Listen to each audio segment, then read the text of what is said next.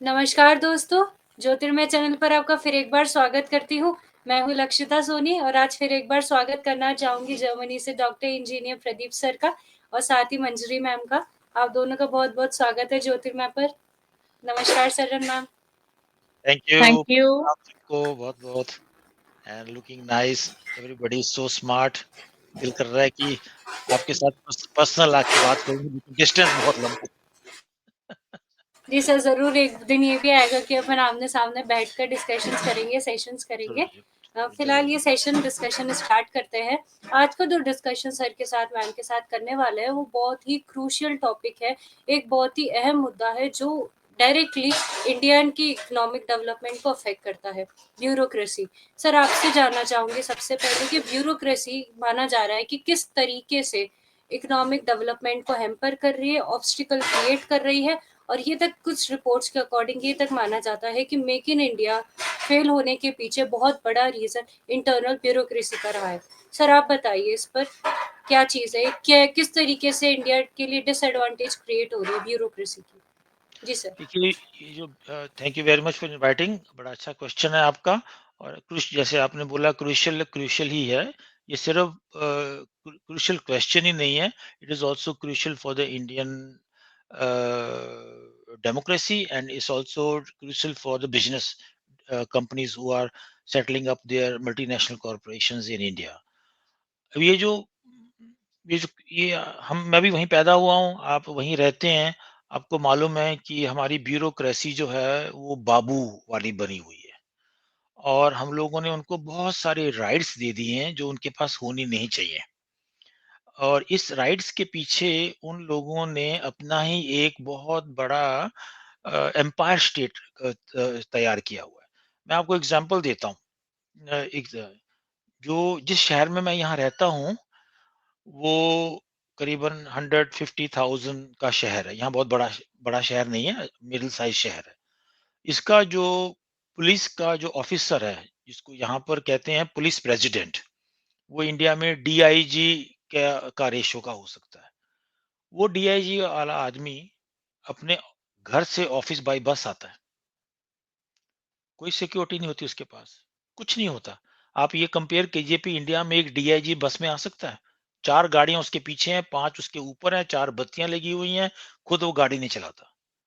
और यहाँ से 80 मीटर पर जो यहाँ की फ्री डेमोक्रेटिक पार्टी है, उसका जो एमपी है, वो मेरा पड़ोसी है, मेरा दोस्त भी है। वो यहाँ से स्टुटगार्ट करीबन 68 किलोमीटर पे पार्लियामेंट है, लेजिस्लेटिव पार्लियामेंट। वो ट्रेन में जाता है, उसके घर के सामने कोई पुलिस नहीं खड़ी है। हम लोगों ने एक बाबू डम तैयार किया हुआ है, उसके अंदर हमने इन सबको डाल दिया, पावर्स दे दिए हैं। अगर आप यूट्यूब्स में चले जाएं, तो जितने भी ये पुलिस अफसर हैं, आईएएस हैं, आईपीएस हैं, इन्होंने अपने अपने वीडियोस बनाए हुए हैं। यहाँ बिल्कुल बंद है। आप पब्लिक सर्वेंट हैं, इसका नुकसान यही है कि कोई भी कैबिनेट, मैं कितनी बार बर्लिन से स्टुटगार्ट में आया हूँ, कैबिनेट के मिनिस्टर्स, उनको गाड़ी एयरपोर्ट पे छोड़ जाती है, उन्होंने अपना बैग पकड़ा होता है, कोई उसके पीछे सिपाही नहीं होता, कोई उनका बैग उठाने वाला नहीं होता, वो खुद ही जाके अपना बोर्डिंग पास लेके आते हैं और बिजनेस क्लास की बजाय इकोनॉमी क्लास में बैठ के आते हैं। कितनी बार, यानी मुझे तो 44 ईयर्स जर्मनी में हो गए हैं, तो करीबन राउंड अबाउट 12-13 एमपीज जो हैं स्टेट के हैं, जो हर फ्राइडे को अपने घर वापस आते हैं। तो कई जो है वो रास्ते में उनका और अपॉइंटमेंट भी होती हैं। तो ये इंडिया में इस चीज़ को यूरोप में बुरा माना जाता है कि ये क्यों इंडिया में इन ब्यूरोक्रेट्स को ये हालत दी हुई है।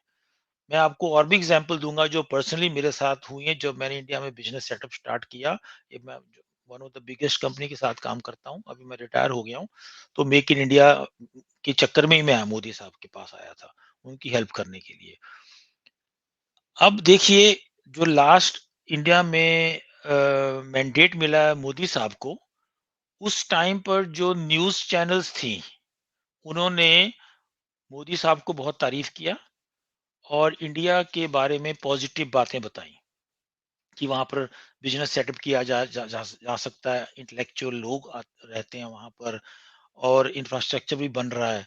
काफ़ी उन्होंने उसको जर्मन इंडियन बिज़नेस आउटलुक जो है न्यूज़पेपर आप पढ़ें, उसके अंदर जो उन्होंने लिखा है कितना-कितना इन्वेस्टमेंट हो रहा है और प्रोग्राम बनाए गए हैं 2029 तक मल्टी इन लेयर के ऊपर जो डायरेक्ट इन्वेस्टमेंट होगी।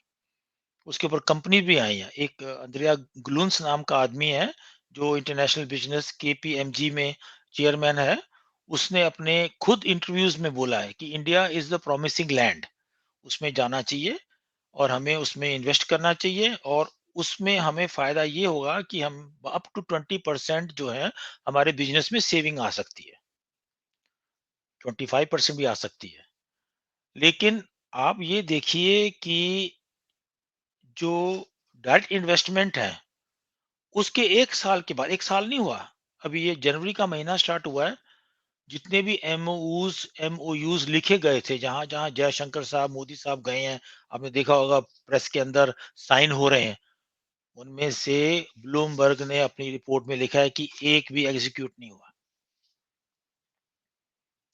जो लोग जेब में पैसा लेके घूम रहे हैं कि हमने इंडिया में बिजनेस करना है, वहां पर हम उसको उसमें मल्टीनेशनल कॉरपोरेशन बनाएंगे और 80-90,000 यानी 8 to 9 मिलियन लोगों को जॉब्स का उसमें मिलने का आसार है और मिलेंगी अगर ये ब्यूरोक्रेसी डालेगी नहीं। और दूसरा, जो ब्लूमबर्ग की इस रिपोर्ट क्रिटिकल रिपोर्ट पे इस पे मैंने आज बात की और मैं इनको इसको मैंने कुछ और प्रोमिनेंट मिनिस्टर्स हैं उनको पोस्ट भी किया है कि उस पे ध्यान दिया जाए। ये ये जो ब्यूरोक्रेट्स आईएएस जो बने हुए हैं या स्टेट लेवल पे हैं, इन्हें काम करने की आदत नहीं है। ये बिल्कुल नहीं चाहते कि जो क्योंकि इनकी अकाउंटेबिलिटी भी नहीं है। यहाँ पर भी करप्शन है। अगर मैं आपको हेल्थ और डिफेंस में लेके जाऊं तो यहाँ करप्शन हुई है। और हेल्थ का वो जो जो क्लैप्स डाले जाते हैं आर्टिफिशियल हार्ट, उसके ऊपर करप्शन हुई है। जो औरतें अपना ऑपरेशन कराती हैं, ये सिलिकॉन डलवाती हैं, उसमें इंडस्ट्रियल सिलिकॉन के ब्रेस्ट में डाल दिया। सारे पकड़े गए, सारे अंदर उनके उनका फ्यूचर खत्म हो गया। इंडिया में सब बार-बार घूमते हैं। करप्शन यहाँ भी है, लेकिन उस लेवल पे नहीं है। वो पुलिस वाला नहीं है, जो 5 लाख रुपया अपने दे के आता है। ये ब्लूमबर्ग की रिपोर्ट बता रहा हूँ मैं खुद अपने आप से नहीं कह रहा। दिल्ली के 4 बड़े-बड़े जो एंट्रेंस हैं, उस पे हर पुलिस वाला अपने डीआईजी को रिश्वत दे के आता है 5-5, 10-10 लाख रुपए की और 3 महीने की पोस्टिंग करवा के फिर उसको उसने वो 10 लाख कभी कमाना होता है। तो ये एक सिस्टम तैयार हुआ है, जिसको ब्रेकअप करना बहुत ज़रूरी है और इसके सबसे जो जो मुझे अभी जिसकी तकलीफ हुई है, उसमें लिखा है इन्होंने ब्लूमबर्ग में the great unease to doing business in India. उसके ऊपर इतना 5 पेज का उसने एक्सेस कर दिया है और उसपे एग्ज़ाम्पल्स दिए हैं। ये मैं बाद में फिर आऊँगा। मंजरी जी से आप व्यूज़ ले लीजिएगा। लैंड रजिस्ट्रेशन के ऊपर उन्होंने बोला है, कंस्ट्रक्शंस के ऊपर उन्होंने बोला है भी क्या प्रॉब्लम्स आती हैं। परमिशंस इंडिया में जो है वो कैसे होती है, कंपेयर उन्होंने थाईलैंड से किया है और उसके बाद उन्होंने एक जो है सॉल्यूशंस भी दिए हैं। कैन यू इमेजिन कि एक न्यूज़ चैनल में इकोनॉमिकल जो साइंटिस्ट है, वो एक सॉल्यूशन भी पेश कर रहा है, अभी कैसे दिया जाएगा। मैं इन सब के ऊपर अब आऊँगा और कंपेयर करूँगा कि why now companies are interested to move their business towards Thailand. Ji.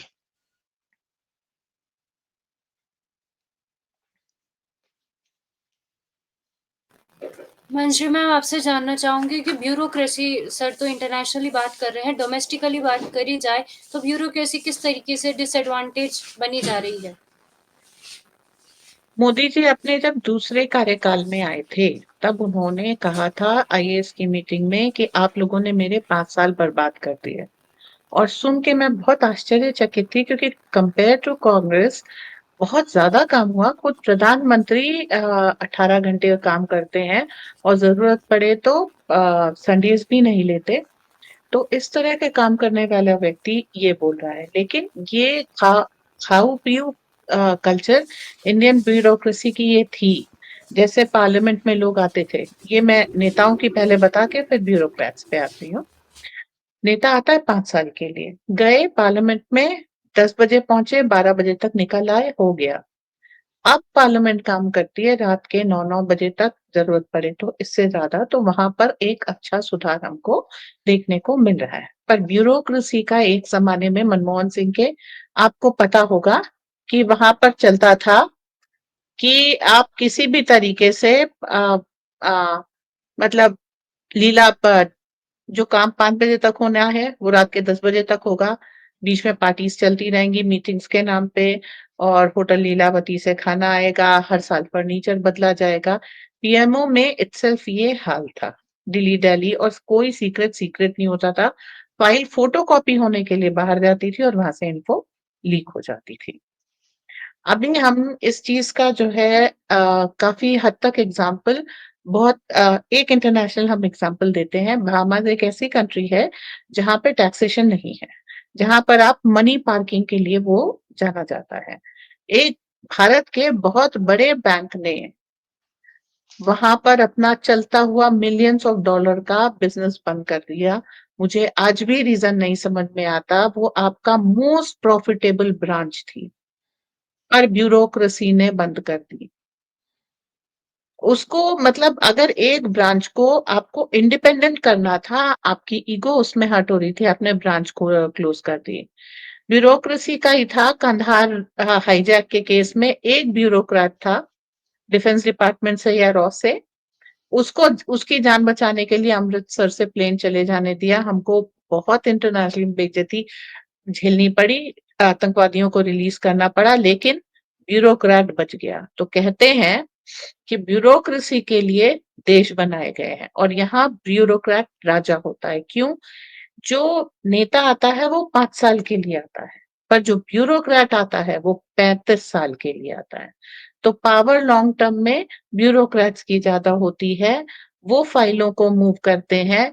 Her file जिसको ब्यूरोक्रेट नहीं चाहते उसके ऊपर सडनली एक एनजीओ केस कर देता है, और इसी डीली डाली में सब कुछ निकलता है। आज भी देखिए आपने क्या किया, ऊपर से नेता बदले हैं। एक मोदी जी के बदल जाने से पूरे भारत की ब्यूरोक्रेसी काम करने लग जाएगी। जो लोग ये सोचते हैं कि 10 साल में काम करने लग जाएगी, नहीं करेगी। ब्यूरोक्रेसी 35 साल के लिए आती है, उनके पास रेजिस्टेंस पावर बहुत होता है। और मैं एक कंट्रोवर्शियल बात कहने जा रही हूँ आपके चैनल पे, जो लोग इनकेपेबल होते हैं, पर काफ़ी तरह के रिज़र्वेशंस होते हैं, उनके थ्रू जो आ जाते हैं वो अपना काम ही नहीं समझ पाते, अपना काम कर नहीं पाते, और इसके कारण डिली-डैली बहुत होती है। यहाँ पर इस तरीके की बहुत सारी चीज़ें हैं कि एक चाइना से इन्वेस्टमेंट आ रहा था, कुछ 25-26 कंपनीज़ आ रही थी। नेता ने कैबिनेट अप्रूवल मिल गया, लीडर्स ने साइन कर दिए, प्रिंसिपल सेक्रेटरी ने फाइल ठंडे बस्ते में डाल दी कि आपने पहले मुझसे मुलाकात क्यों नहीं की। लैंड के बारे में बताएं, अगर आपको पता लग जाए कि ये लैंड यहाँ पर जा रही है अभी, जैसे फॉरेस्ट लैंड होती है जनरली, तो उसको फार्म लैंड में और उसको इंडस्ट्रियल लैंड में ऐसे कन्वर्ट किया जाता है। तो उसके लिए फाइल इतने धीरे चलेगी कि जितने भी इसमें जो बाबू होगा उसका जो रिश्तेदार वगैरह होंगे वो वहां पर लैंड खरीद लेंगे। ऑल ऑफ अ सडन उस लैंड के दाम, जैसे आप कह लीजिए कि 20,000 पर स्क्वायर मीटर थे, उससे 40,000 50,000 हो जाएंगे। या अगर बाकी नहीं कर पाए तो एक क्रूशियल पीस के दाम वो बढ़ा देंगे, जो आपको जिसके बिना आपका काम नहीं हो पाए। तो इस तरीके की चीजें बहुत ज्यादा हैं। वहाँ धरना हो जाएगा, आंदोलन हो जाएगा, ये सारी चीजें होंगी। प्रोडक्शन क्वालिटी में बहुत कॉम्प्रोमाइज होते हैं, स्पेशली अगर आप इस चीज को देखें कि आप बंगाल और केरल जैसी जगहों पर देखें, तो वहां पर तो निक्कू कुली नाम का एक सिस्टम है जो पॉलिटिकल पार्टीज का चला हुआ है। नुक्कू का मतलब है देखना, और कुली का मतलब है जो काम करने वाला मजदूर है। अगर आपके घर में एक ट्रक आया है और उससे सामान उतर रहा है, आप उनको बुलाएंगे, उन्होंने 800-900 रुपए मांगे, आप कहेंगे भैया 200 रुपए होते हैं, तो वो वहां बैठ के आपका सामान देखते रहेंगे उतरता हुआ, और शाम को वो 900 रुपए लेने आ जाएंगे क्योंकि हमने आपका सामान उतरते हुए देखा। ये जो मानसिकता है बहुत हद तक ब्यूरोक्रेसी को डिफाइन करती है। बहुत सारे राज्यों में इसीलिए इन्वेस्टमेंट आ नहीं पाता है। अभी आप कांग्रेस गवर्नमेंट का कर्नाटक में एग्जाम्पल ले लीजिए। जब कांग्रेस ने टेक ओवर किया था तो वो एक प्रॉफिट मेकिंग स्टेट था, अभी वो एक बीमार राज्य बन चुका है जिसको आपको सप्लीमेंट देना पड़ेगा। जिस समय केजरीवाल ने दिल्ली टेक ओवर किया था, Delhi was a profit making state, अब वो बीमार राज्य में बदल चुका है। सेना जब वहां पर लद्दाख वगैरह में सिक्योरिटी रीजन के लिए रोड बनाती है तो सुप्रीम कोर्ट में केस चला जाता है कि वहां के पर्यावरण को दिक्कत होगी, वहां पे पेड़ काटे जाएंगे। लद्दाख में पेड़ होते ही नहीं है बहुत सारी जगह पे, इट्स अ डेजर्ट।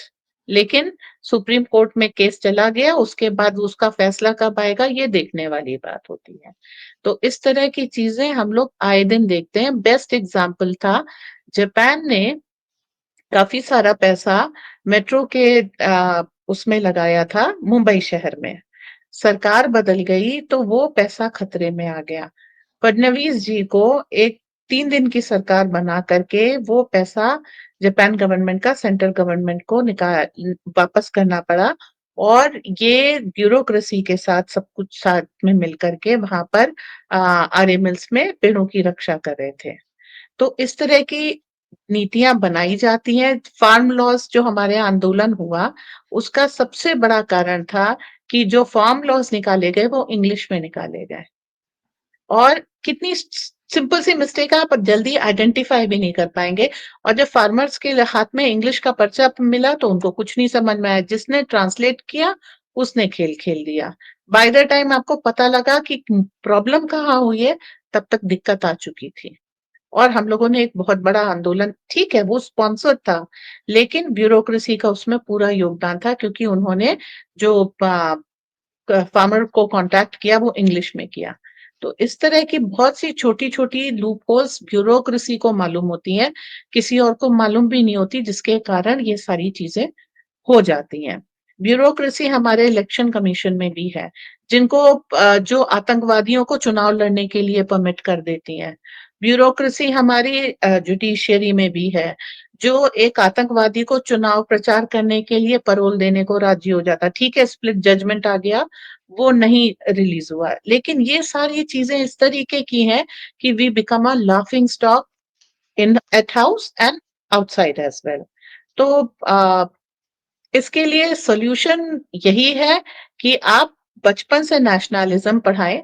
अभी न्यू एजुकेशन पॉलिसी बनी रखी है काफी सालों से, लेकिन वो इम्प्लीमेंट नहीं हो पाई क्योंकि टीचर्स उसको सीखने और पढ़ाने से मना कर रहे हैं, वो वहां पे हेजिटेशन दिखा रहे हैं। तो बहुत कुछ आप लेजिस्लेटिव लेवल पे कर सकते हैं, कैबिनेट लेवल पे कर सकते हैं, पर जिस पर्सन को आखिर में उस चीज को इम्प्लीमेंट करना है, यदि वो करप्ट है, तो आप करप्शन इस ब्यूरोक्रेसी से नहीं हटा सकते। जी।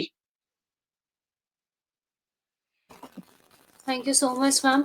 प्रदीप से वापस आप पे आना चाहूंगी कि आप बता रहे थे कि किस तरीके से ब्यूरोक्रेसी की वजह से इन्वेस्टमेंट थाईलैंड शिफ्ट हो रहे हैं। जी सर। जी, देखिए ऐसा है कि आज से 1 साल पहले जब ये मोदी साहब ने एक बहुत अच्छा सिस्टम चलाया था, उसको ग्लोबल कैपेबिलिटी सेंटर्स बोलते हैं। इंडिया में बहुत खुले हैं और उनका एक बहुत बड़ा हाथ है इंडिया की जीडीपी में। वहाँ क्वालिफाइड लोग हैं और उन्हीं ग्लोबल कंपनियों ने आकर इंडियन एम्प्लॉयज को ट्रेंड किया कि आपने यूरोपियन या इंटरनेशनल नॉर्म पे कैसे काम करना है।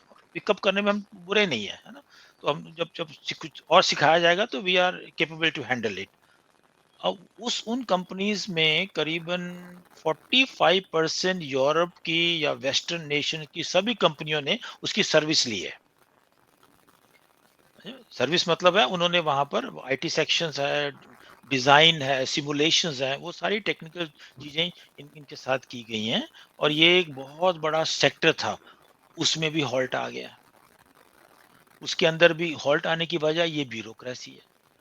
और एक जो सर्वे है उसमें ये बोला गया है कि जो दिल्ली का एक सर्वे जिसने किया है, उसका नाम भी मैंने नोट किया था, new Delhi based community engagement platform के नाम से है। उन्होंने 9000 इंटरनेशनल कंपनीज ने इंटरव्यू ली और उन 9000 कंपनीज वालों ने में 62% ने बोला है कि हमने ऑफिशियली ब्यूरोक्रेट्स को रिश्वत दी है। देखिए ये बम है जिसको मैं आप आपके सामने डिस्क्लोज कर रहा हूँ। और इसका असर कितना होगा, क्योंकि यहाँ पर कंप्लाइंस है। कंप्लायंस में अगर वो ब्राइब देंगे तो वो टैक्स के हिसाब से उसको उनको शो करना पड़ेगा।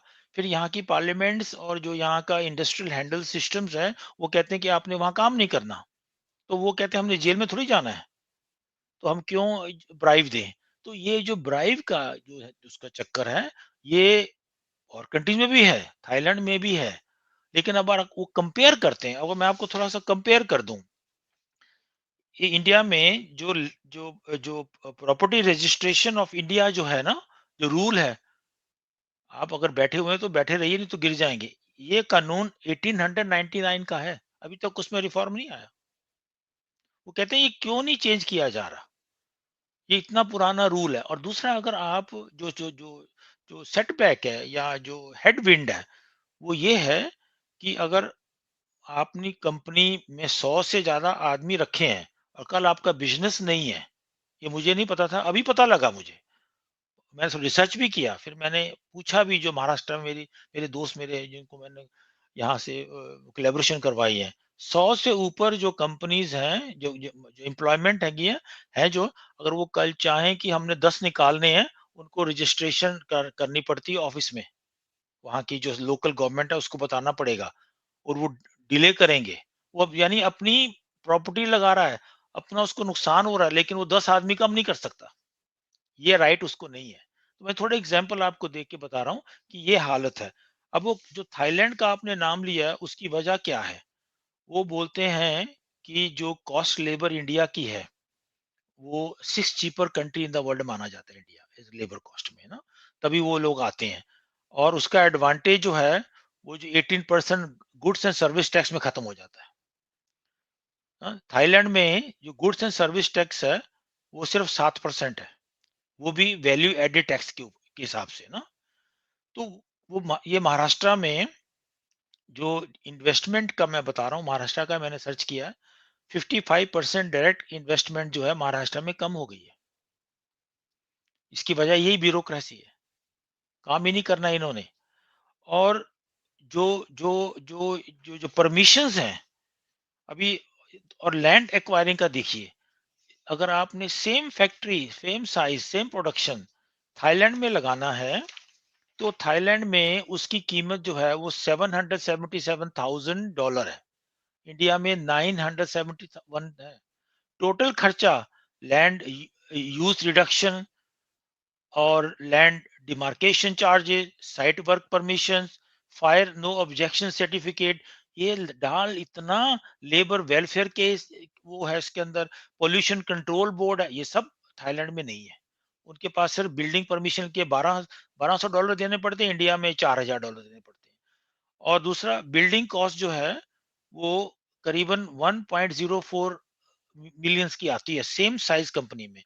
अगर आप वही टोटल कॉस्ट अब देखें, तो थाईलैंड में 1.9 मिलियन की आपको बिल्डिंग, परमिशन, लोकेशन सब मिल जाएगी, इलेक्ट्रिसिटी। और इंडिया में 2.29। तो क्योंकि हम उनका दिमाग खराब है, कहते हैं हम वहां जाएं। तो ये कंट्रोल करना बहुत जरूरी हो गया है। और ये जो ट्रैकिंग ओवर रेगुलेशंस बनाई हुई हैं, और यूनियंस हैं। महाराष्ट्र में मुझे लोगों ने बोला कि वहां पर ट्रांसपोर्ट की यूनियन बनी हुई है। उन्होंने आके बोला कि आपका माल जो है वो हम लेंगे, नहीं तो हम किसी को और को आने नहीं देंगे। वहां पर हाते बने हुए हैं, जहां पर जो अनस्किल्ड लेबर रहती है, तो उनके जो गुंडे हैं वो जाके ऑफिस में बोलते हैं कि अनस्किल्ड लेबर जो है वो आपको मेरे से लेनी पड़ेगी। तो वो सब कुछ पुलिस को पता है, डीसी को पता है, एमपीज को पता है, उनको भी रिश्वत जाती होगी। तो ये एक बहुत बड़ा सेट है, जो हमें धोखा दे रहा है। और दूसरी, आप ये देखिए कि इंडिया में इंफ्रास्ट्रक्चर इतना बनने के बावजूद भी we are lacking from Thailand 90-20% behind. कोई इतना बड़ा मुल्क नहीं है। और जो लेबर जो कॉन्ट्रैक्ट्स है, जो आपकी बिल्डिंग बनाने आ रहे हैं, उनकी हेल्थ और सेफ्टी की इंश्योरेंस आप दे रहे हो। जो उनका मालिक है उसके लिए उसकी कोई ज़िम्मेवारी नहीं है। कल वो गिर जाए, बोलेंगे तो आपकी है। अगर आपने कल ज़मीन ले ली है किसी से या बिल्डिंग ले ली है और उस बिल्डिंग के बाद में 2 साल के बाद वहाँ की रेवेन्यू वाले आते हैं और बोलते हैं जी इस बिल्डिंग के ऊपर तो कर्जा था 20 लाख का, वो आपको देना पड़ेगा। यानी इतना वो एक वो जाल सा बिछा हुआ है, जिसके अंदर लोगों को फॉरेनर्स जो है वो आके फँस जाते हैं। किर्लोस्कर का यही हाल हुआ है। वो भी किसी के साथ कोलैबोरेशन कर रहा था, मैं उनको पर्सनली जानता हूँ। वो कहता है जी मैंने नहीं है इंडिया में आना। तो बड़ी-बड़ी कंपनीज़ हैं, वो कहते हैं चलो ये एसेट्स हम सँभाल सकते हैं, इसको हम बेयर कर सकते हैं। छोटी सी कंपनी जो 30, 35, 40 मिलियन का लेके आते हैं, उनको ये प्रॉब्लम हो जाती है इन्वेस्ट करने की।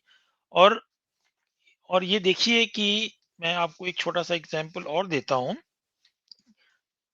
इसका कंस्ट्रक्शन का मैंने आपको और परमिशन का तो बताया है कि क्या क्या डिले करते हैं ये लोग वहाँ पर, और इस कंपेयर्ड में थाईलैंड जो है उनसे हमसे बहुत ज़्यादा प्रॉम्प्ट जा रहा है आगे। और जो चीज़ें पॉज़िटिव थी 2024 की आप अगर बात कर लीजिए, वो अभी नेगेटिव में जा रही हैं। जो जो इंडिया में जो स्नेक रोटेक कंपनी है जो यहाँ फ्रैंकफर्ट के पास से, उन्होंने द्युर जो ऑटोमेटाइजेशन करते हैं, उन्होंने करीबन आई थिंक 3.5 बिलियन का प्लांट लगाया है, नोएडा में लगाया है। और सब कुछ उनका जो चीफ है उसका नाम है मनीष खन्ना। वो कहता है कि मुझे इतना तंग किया जाता है और पता नहीं है ना, इतना तंग किया जाता है कि मैं समझता हूँ कि मुझे शायद ये बिजनेस बंद ही करना चाहिए। और जबकि वो इंटरनेशनल कंपनी है और इंडिया में असेंबल प्रोड्यूस किया हुआ सामान वो पूरे वेस्टर्न को बेचते हैं। और साथ साथ उन्होंने जो अरेबियन कंट्रीज है उसके ऊपर मोनोपोल है, क्योंकि उनकी जो सेल्स एग्जीक्यूटिव है वो यूरोप में बैठे हुए हैं। तो प्रॉफिट हमें हो रहा है, लेकिन आ बैल मुझे मार वाली बात हो रही है। अगर मेरा मुंह लाल नहीं तो मैं चांटे खा के मुंह लाल कर लेता हूँ।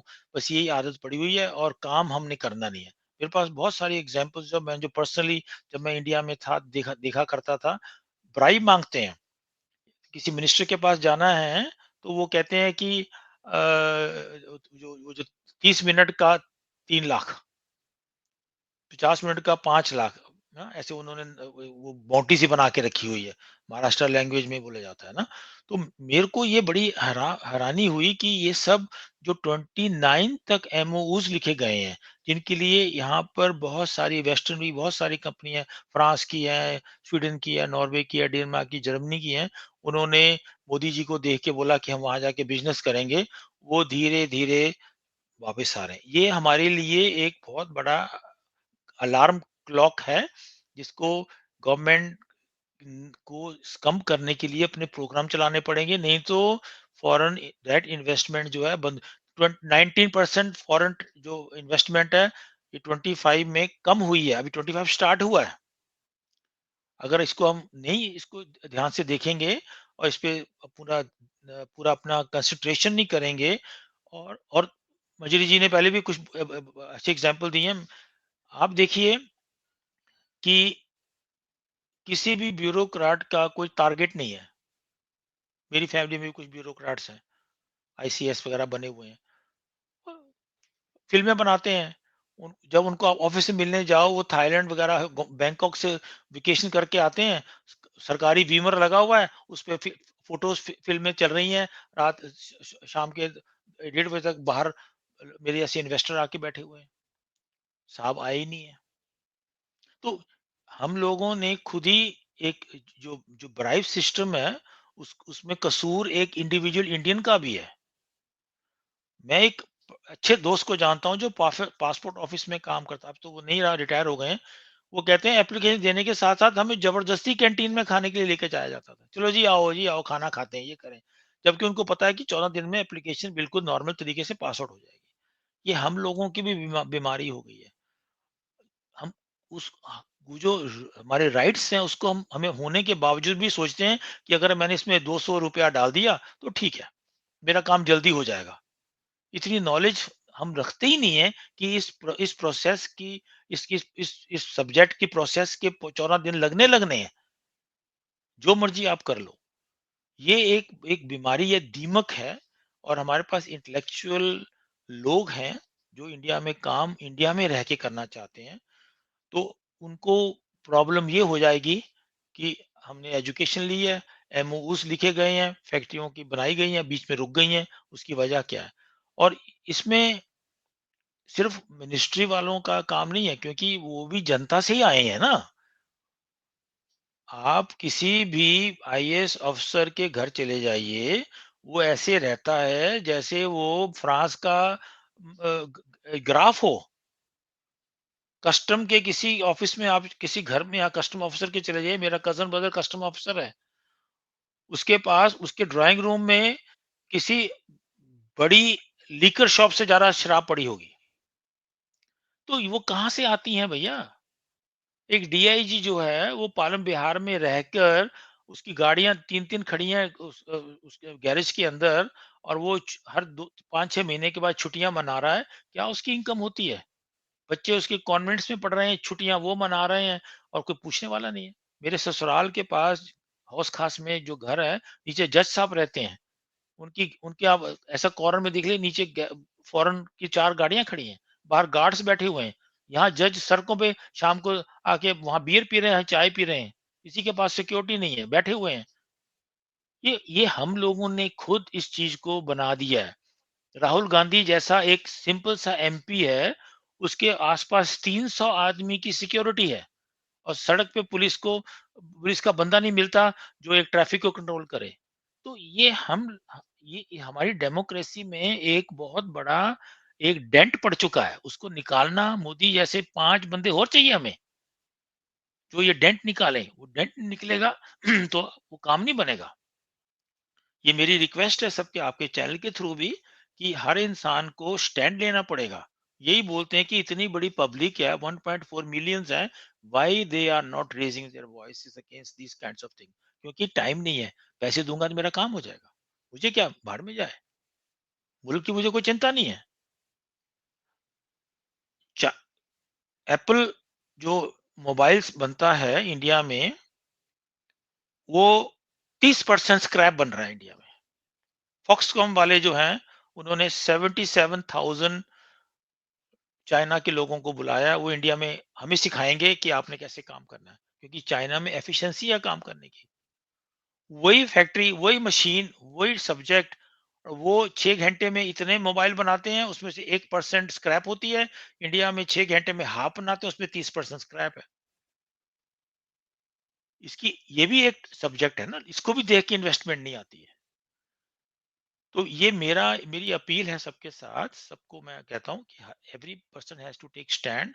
जो पुलिस वाला खड़ा है, ब्राइब ले रहा है, उसके साथ को फाइट करनी पड़ेगी।